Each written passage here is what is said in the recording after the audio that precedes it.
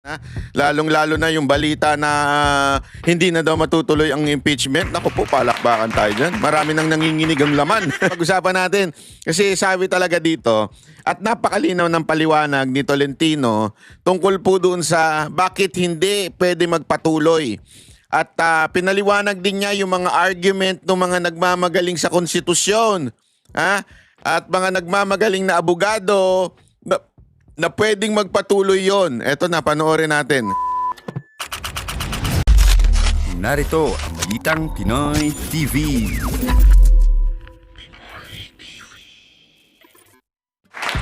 Magandang araw po sa inyo lahat. Ako po si Banat Bay at eto na nga, pag-usapan na po natin ang mga mahalagang issue na nangyayari sa ating lipunan. Ha? Lalong-lalo na yung balita na hindi na daw matutuloy ang impeachment. Naku po, palakbakan tayo dyan. Marami nang nanginginig ang laman. Kasi bantakin mo, pagplanuhan ba nila yan? Ha? Paggastusan ba nila? Pero bago po mangyari ang mga ganyang klaseng usapan, ulitin lang po natin ha mga kababayan, baka naman pwede mag-subscribe na po kayo kasi sa mga nanonood, 52% hindi nakasubscribe. Pero alam nyo ha, nakita ko yung statistics ha, medyo umaangat na po ito. Marami na po ang nanonood na nakasubscribe. Pero kung maaari pa, yung iba pa, yung remaining na nanonood, baka naman pwede hong tayo mag-subscribe.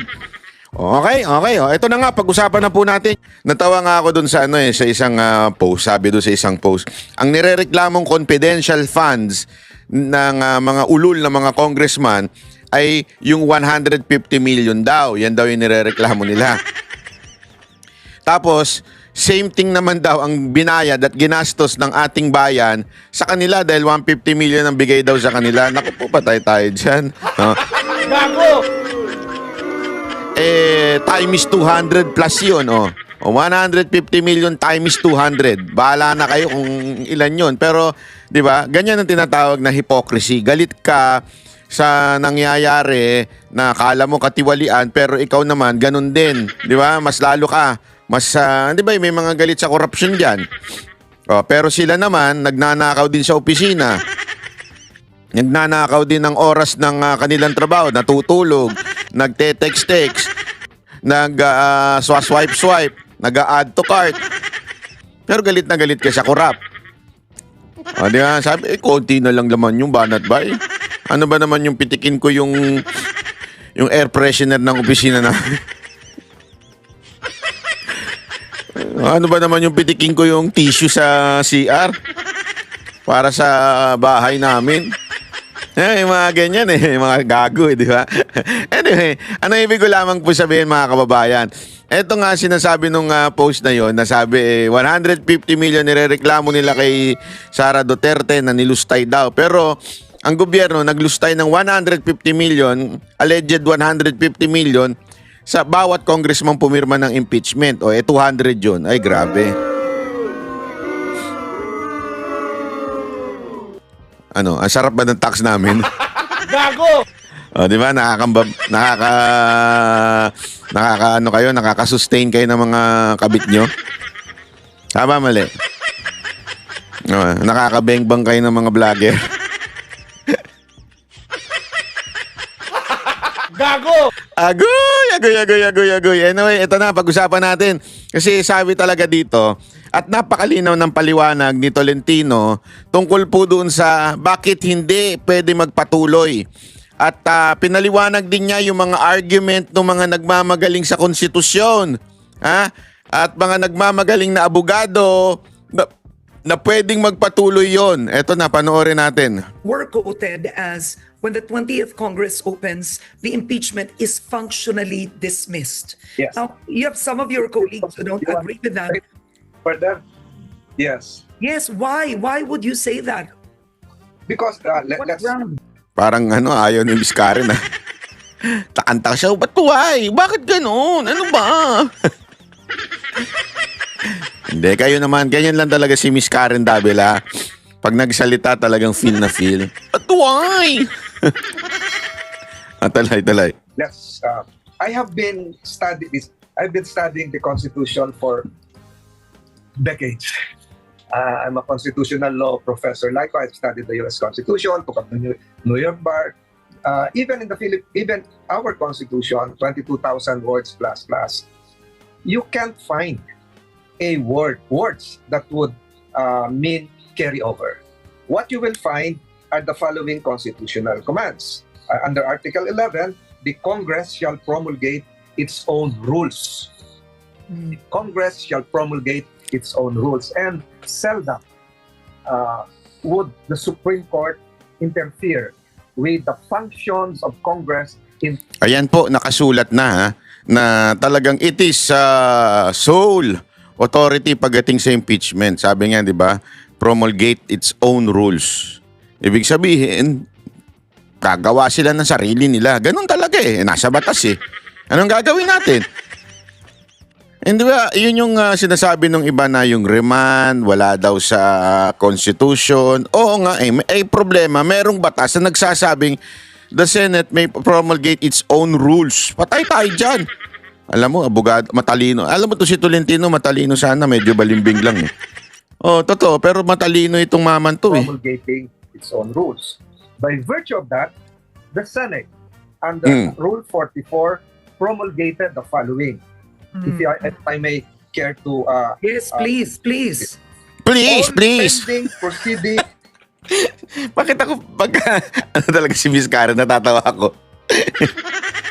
feel niya. Sige, please. Gayahin ko kaya ito.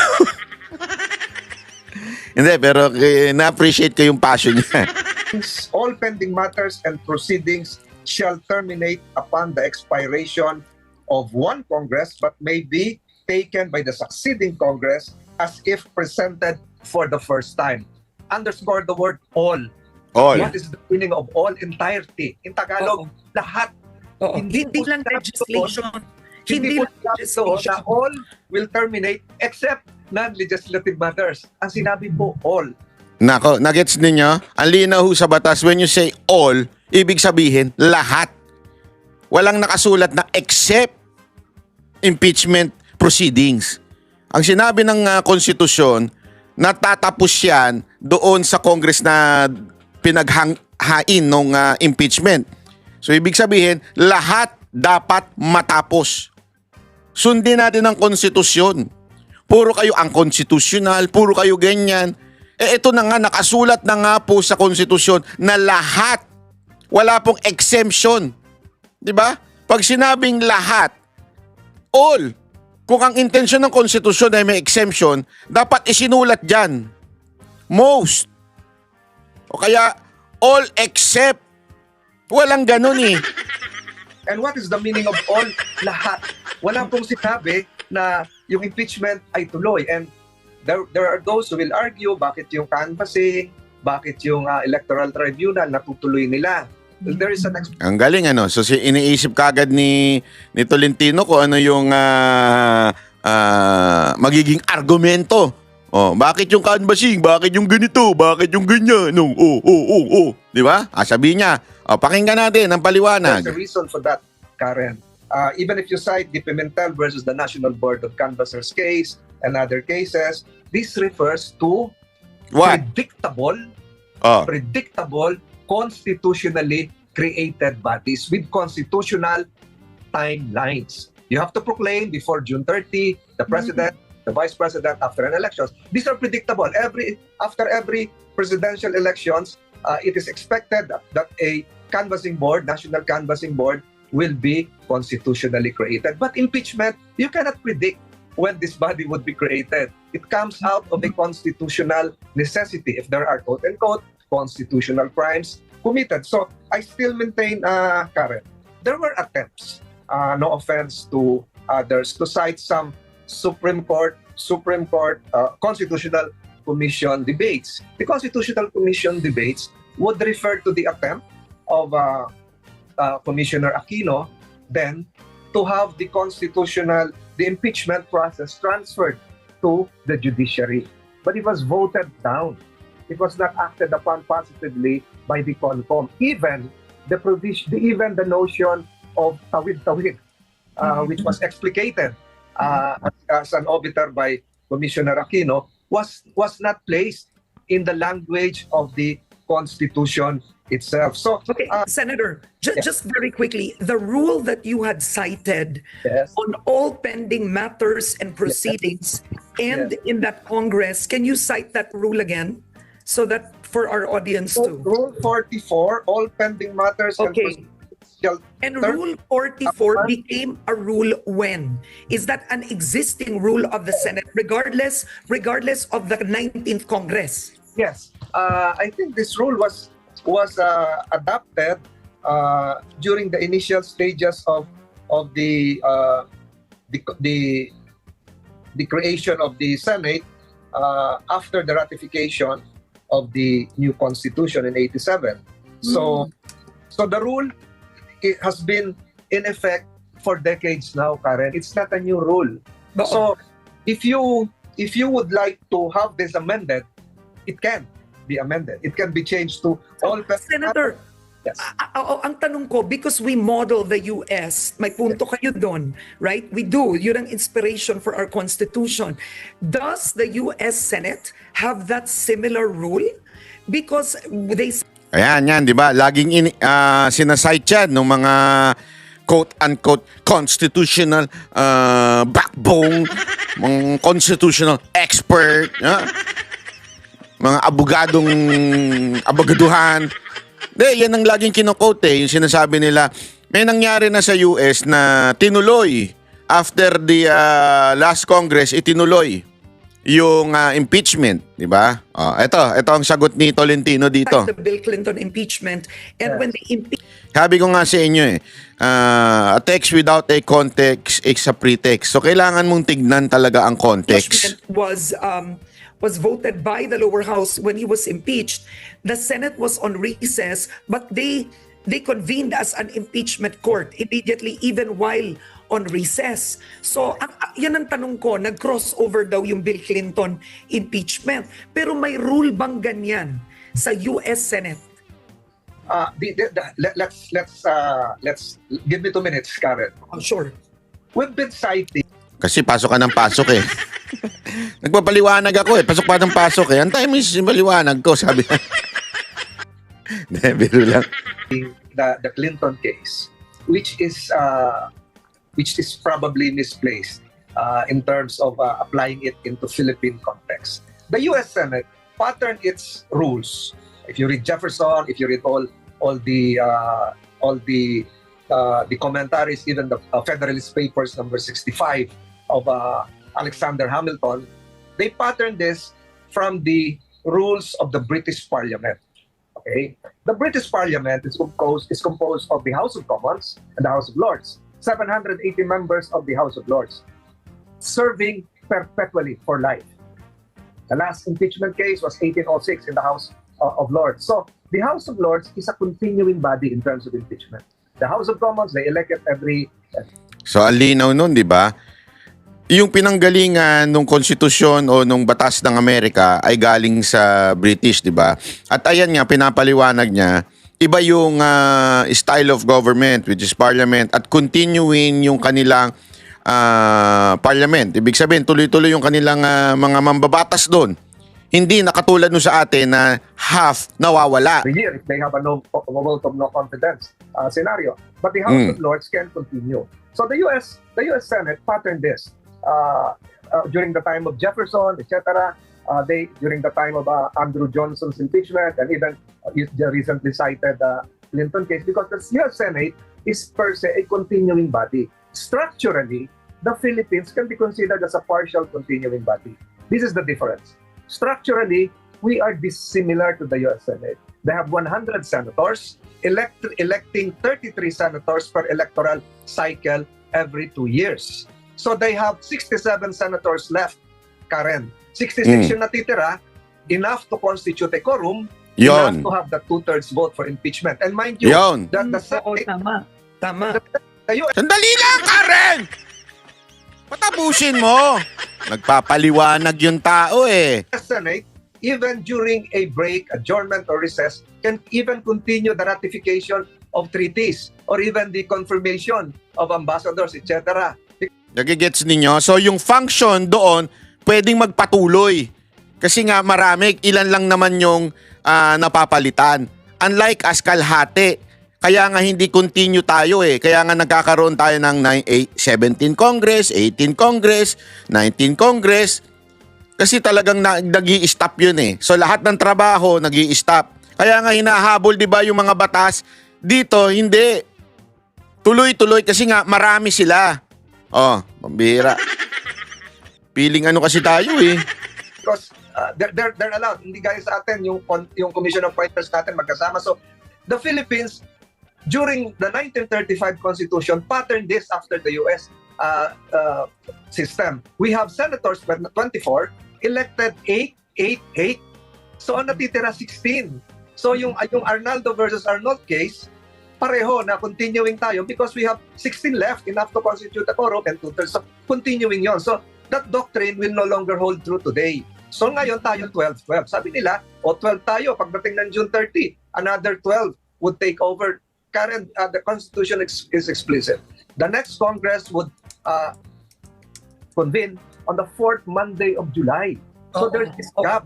Kaya ang sinasabi ko, Karen, So kumbaga ang sinasabi nyo, There's yung a function- 12 senador na tapos na, hindi pwedeng, kumbaga, you cannot be a senator judge in the impeachment court after June 30 kung hindi ka napapasok ng 20th Congress. Kasi and may isang buwan na halos, di ba? Na 12 lang ang senador, yun ang gap.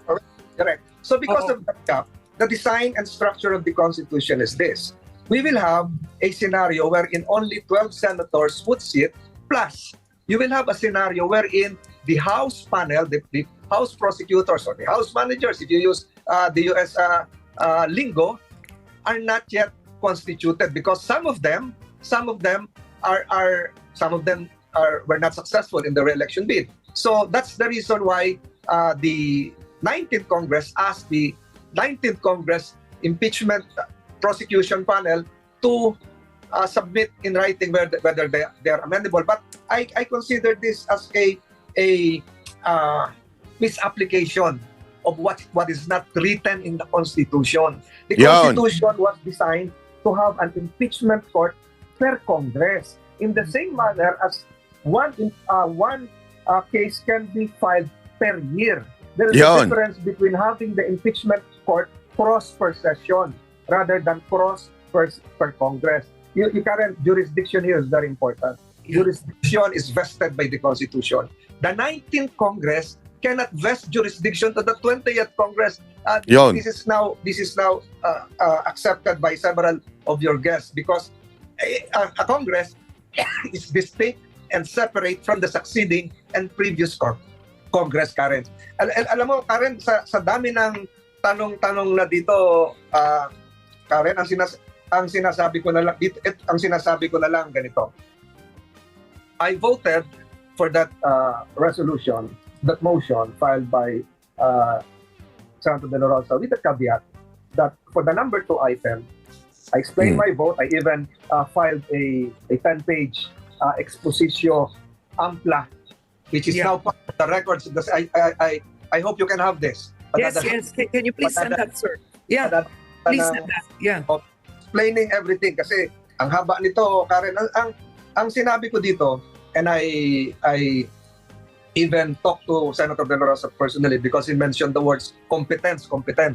Sabi niya, the words competence would refer to a scenario for international arbitration tribunals deciding for themselves whether they have the jurisdiction.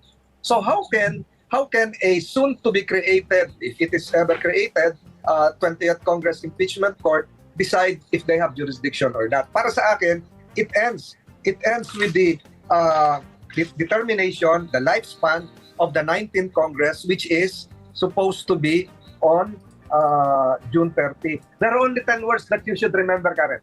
Ayan. Students listening right now. Ganda to. Remember this. There are only 10 words. When you interpret the word all in Rule 44, 10 words that you should remember. What are those 10 words? If you count the text, the whole text, and nothing but the text. Yon. The text would only refer to all.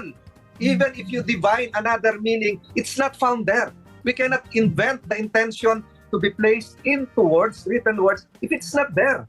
The Constitution is made up of words, not intentions. Karen, what is written is all. What is written is that the Congress shall promulgate its own rules. It's clear.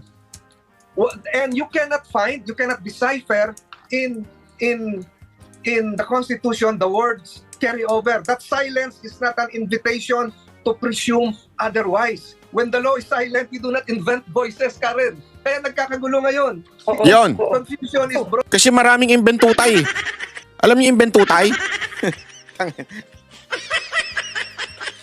Sabi ko sa inyo, hindi lang mga mga tao diyan eh. Kahit ho yung mga abogado, kahit yung kasi baka sabihin na iba, yung mga masa lang naman, yung mga chismosa lang naman ang mahilig sa imbento. Hindi. Kahit yung mga nagmamagaling, kahit mga abogado, profesor, nasa media, mahilig mag-imbento. Yung sinasabi ni ni Tolentino, lalo na talaga yung mga matitikas na abogado. Pag nakalagay, yun lang. Hindi pwedeng dagdagan. Pasensya na, meron po kasing nagnanais maging Senate President na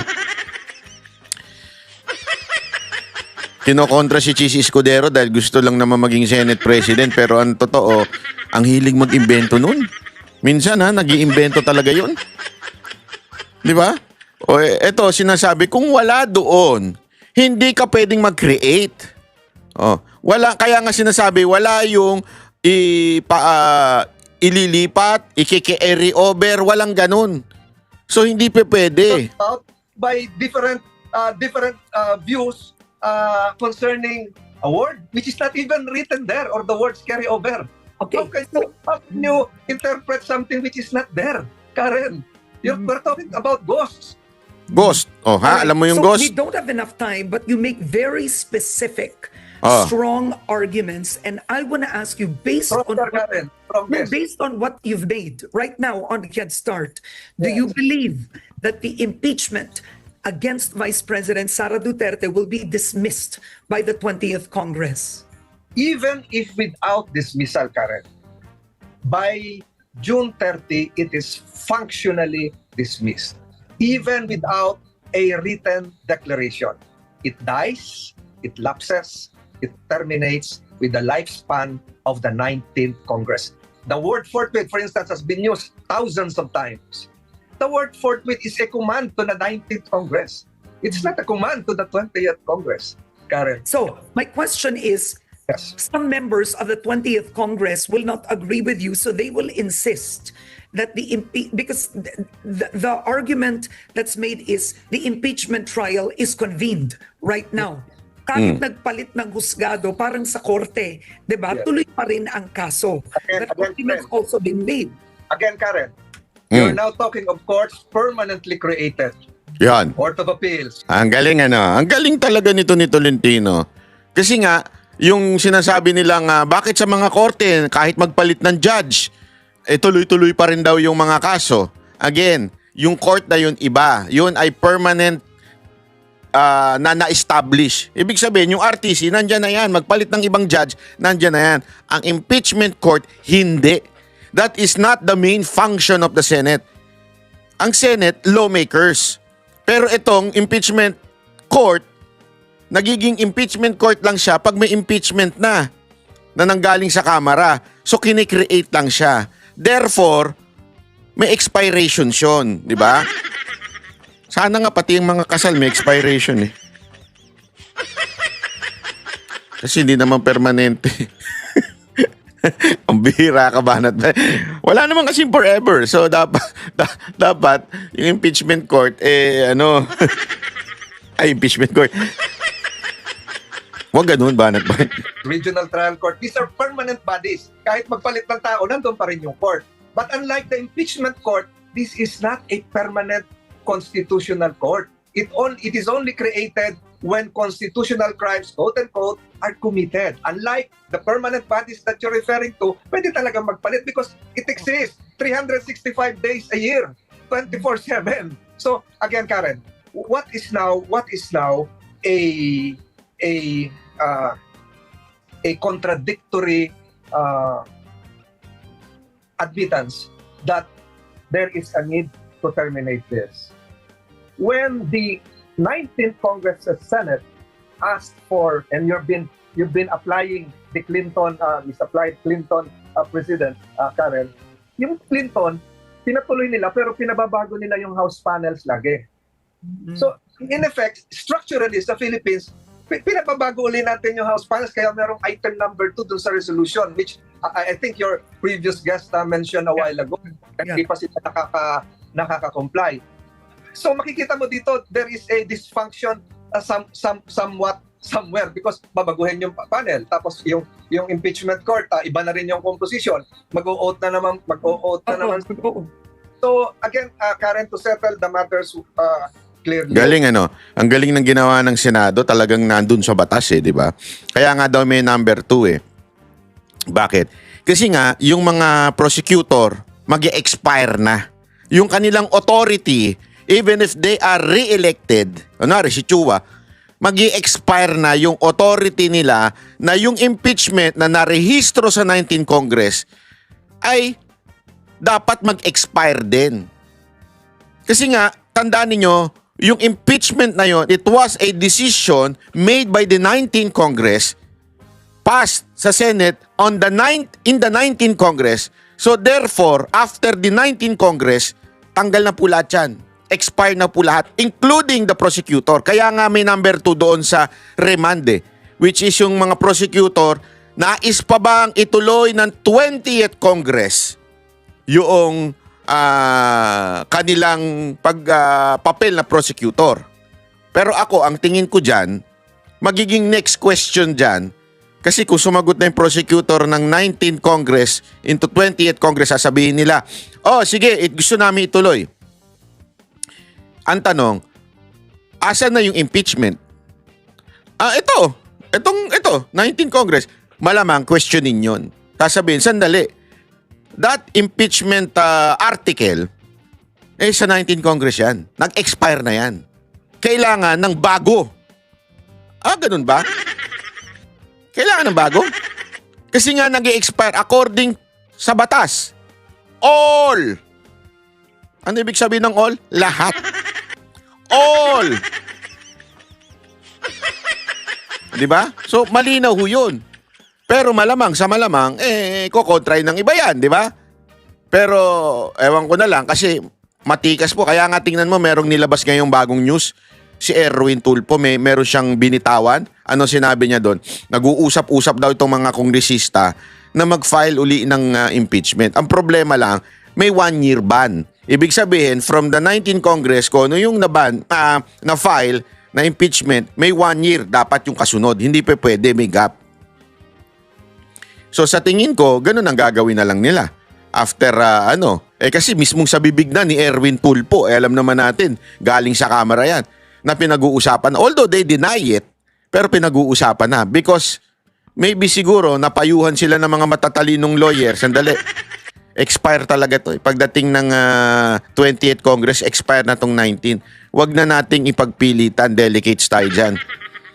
Di ba? Balamang may nagsabing ganun sa kanila, kaya tuloy nila kinukonsider na i-refile na lang sa 20th Congress. Para talaga yung jurisdiction, naandun. Kasi alam mo, even in all courts, napaka-importante ng jurisdiction. As a matter of fact, in all defense, in all trial, yan ang unang, kaya nga may arraignment Ano ba ibig sabihin ng arraignment? O yung may warrant, di ba? Kasi, sinasabi ng korte, you are now under our jurisdiction. Tapos may chance pa nga yung naakusa, nasabihan yung korte, mag-file ng motion na we think na you do not have the jurisdiction because blah blah blah blah blah blah. So ibig sabihin nun, dahil hindi siguro na-commit yung crime doon, maaaring ilipat ng di ba? Yan yung laging kini-question yung jurisdiction. Dito, yung jurisdiction ng impeachment ay nasa 19 Congress. At wala sa batas na pwedeng i-carry over. Yun yung sinasabi ni Tolentino. As a matter of fact, malinaw yun. All will expire. Wala ring salitang carry over sa konstitusyon. Where can they find a constitutional instruction giving them the mandate to continue? Show me where. Where can you find the words carry over? Show me where. Again, I repeat the most important 10 words. The text, the whole text, and nothing but the text. If it's not Okay. there, it's not part of the Constitution. We're talking about something which is not appearing. We're talking about ghosts. We're talking about speculations. We're in a nebulous realm, Karen. It is So not. ang huli na lang to close, the 19th Congress is ending on June 30. Yeah. What is your fearless forecast for the 20th Congress? Naniniwala kayo hindi na matutuloy ang impeachment trial? Karen, to refresh your memory, baka iba yung opinion mo sa To refresh your memory, ha? Mukhang makakalimutin ka na. Lilinawin ko lang, sabi niya. akin. I was the one who filed the 19-day indicative trial calendar. Ang sabi ko, kung gusto nyo matuloy ito, tapusin nyo ito ng 19 days. Magtatapos ito ng June 30. Remember that? Oo. Okay. So I clarified that during the convening of the impeachment court. I asked what now happens to the indicative calendar. Kung itutuloy yun, pwede pa eh. Kasi ang answer, Kaso hindi eh. Kaso hindi nangyari. it's now moot. It's now moot. That indicative calendar, the plan of mine was shot. Ito na nga mga kabalita. Ano na ang masasabi nyo patungkol sa balitang ito? Please comment down below mga kabalita. Pag-usapan natin yan sa comment section. At kung di ka pa nakasubscribe sa ating channel, baka naman